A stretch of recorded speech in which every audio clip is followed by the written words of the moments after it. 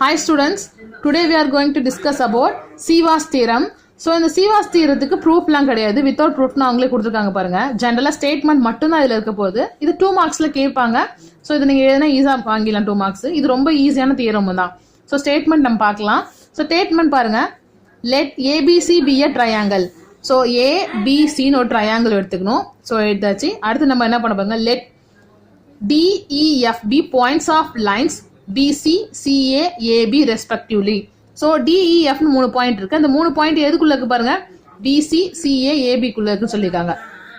Dன்ற point BC குள்ள இருக்கு. First கொடுத்துருக்காங்களா, BC குள்ள Dன்ற பாயிண்ட். அடுத்து பாருங்க, CA குள்ள Eன்ற பாயிண்ட் இருக்கு.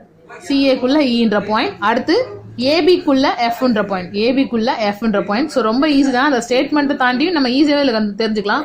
ABCன்னு முதல்ல எழுதிருங்க. அதுக்கப்புறம் DEFன்னு அது சென்ட்ரல் பாயிண்ட்ல எழுதுங்க. அவ்வளவுதான் இந்த points.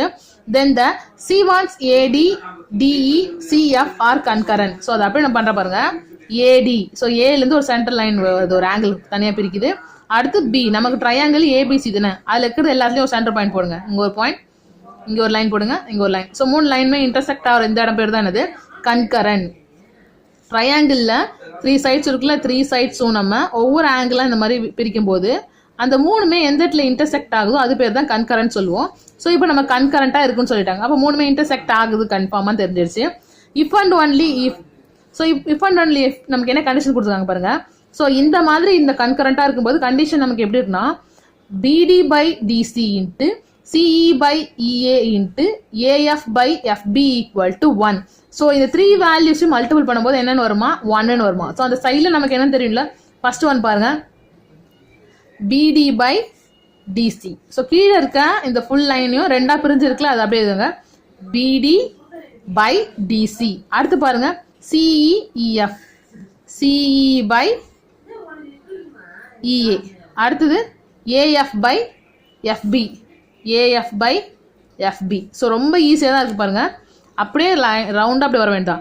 AD by DC, CE by EA, next AF by FB.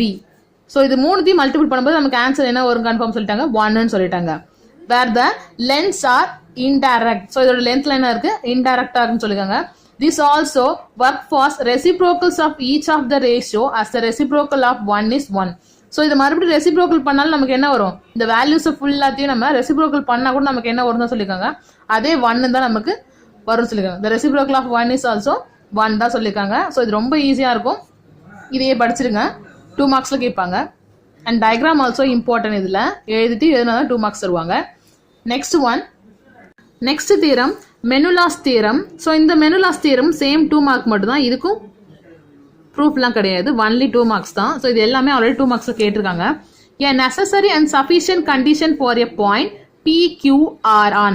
So நம்ம கன்ஃபார்மா இந்த மெனுலாஸ் தியரம் ப்ரூஃப் பண்ணோம். நம்ம என்ன பண்ணா, நெசசரி அண்ட் சஃபிஷியண்டா இருக்கணும்னா நம்ம கன்ஃபார்மா எந்த பாயிண்ட்ஸ் யூஸ் பண்ணோம்னா PQR யூஸ் பண்ண போறோம். So a necessary and sufficient condition for points PQR on the respective sides. So இந்த PQR எந்த சைட்ஸ்ல இருந்து வரும்னு பாருங்க, அது ஒரு பாருங்க PQR. ஸோ ஜென்ரலா திடீர்னு இந்த PQR வரல, ஆல்ரெடி ஒரு ட்ரையாங்கிள் இருந்திருக்கு பாருங்க, ABCன்னு ஒரு ட்ரையாங்கிள் இருக்கு. இந்த மாதிரி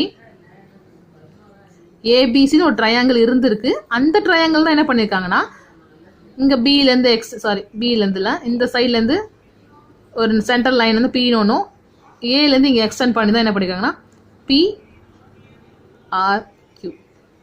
ஸோ இந்த 3 பாயிண்ட்ஸ் கொண்டு வந்திருக்காங்க. ஸோ அதான் கொடுத்துருக்காங்க, PQR on the respective sides. எந்த சைட்லாம் அதுக்கு பாருங்க, BC CA AB. ஸோ அந்த BC CA ABன்றதான் என்னது, நம்மளோட ட்ரையாங்கிளோட எக்ஸ்டீரியர் சைடு சொல்றாங்க. அவ்வளவுதான். BC இந்த ஃபுல்லா ஒரு ஜென்ரல் ட்ரையாங்கிள் ABC. ஸோ அதில் BC CA AB அதுதான் அந்த இடத்துல இருக்காங்க. ரொம்ப கஷ்டம்லாம் இல்லை. On the extension. So extension எதுக்குன்னா, வெளியில கொடுத்துருக்க அந்த லென்த் என்னன்னு நீங்க இது பிராக்கெட்லாம் எழுத தேவையில்லை.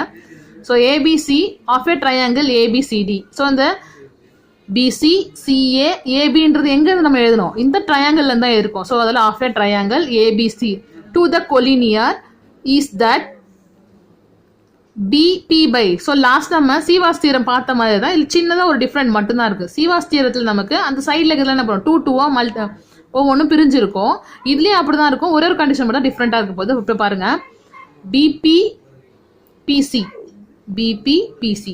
இதே மாதிரி தான் சிவாஸ் தேரத்துல இருந்து. அடுத்து பாருங்க சிக்யூ கியூஏ, இது ஒன்று மட்டும் தான் டிஃப்ரெண்டாக இருக்க போகுது. சிக்யூ கியூஏ, சிக்யூ இது ஃபுல்லாக ஒன்று எழுதணும், சிக்யூன்னு ஒரு லென்த்து. அடுத்து நமக்கு என்ன கொடுத்தாங்க கியூஏ, இது மட்டும் ஒன்று. ஸோ சிக்யூ கியூஏ எழுதணும். அடுத்து இன்ட்டு ஆஸ் யூஷுவல் தான் ஏஆர் ஆர்பி. ஸோ இது ரெண்டு எழுத வேண்டாம். Equal to -1. நல்லா ஞாபகம் வச்சுங்க, சிவாஸ் தியரம்னா 1 ஆன்சர் வரும், மெண்டலாஸ் தியரம்னா -1 வரும். ஸோ இது எப்படி கண்டிஷன் எதுன்னு சொல்லிட்டு பாருங்க, பிபி பிசி. அடுத்து நம்ம என்ன பண்ணோம், சிக்யூ கியூஏ. அடுத்து இந்த சைடில் ஏஆர் ஆர்பி equal to -1. ஞாபகம் வச்சுங்க, where all the segments in the formula are directed segments. So இது எல்லாமே எப்படி இருக்குன்னு சொல்லிக்கோங்க, directed segments. ஸோ இதுவும் 2 மார்க்ஸ் தான். டயக்ராம் ஞாபகம் வச்சுக்கோங்க, ரொம்ப ஈஸியாக எழுதலாம்.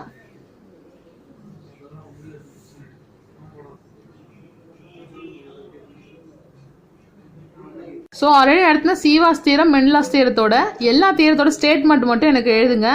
பேலன்ஸ் இருக்க தியரத்தை நான் நடத்திடுறேன். பேலன்ஸ் தியரம் ஆல்ரெடி நடத்தியாச்சு, இந்த ஸ்டேட்மெண்ட்டையும் பார்த்துக்கோங்க. Next angle bisector theorem, Pythagoras theorem. So இதெல்லாம் நான் எக்ஸ்பிளைன் பண்ணல, நான் அடுத்த நாள் உங்களுக்கு எக்ஸ்பிளைன் பண்ணுறேன். ஸோ இந்த இடத்துல ஈஸுன்னு வரும்.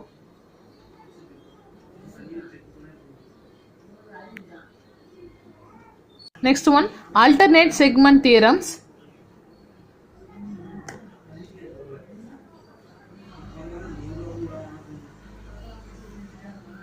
அதோட டயக்ராம் இதுதான்.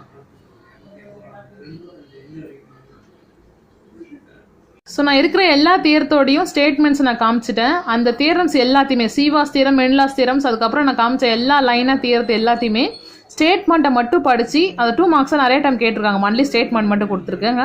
ஸோ அதனால் அதை மட்டும் படிச்சுட்டு எழுதி பாருங்கள், அதே டெஸ்ட்டாக சப்மிட் பண்ணுங்கள். Thank you students.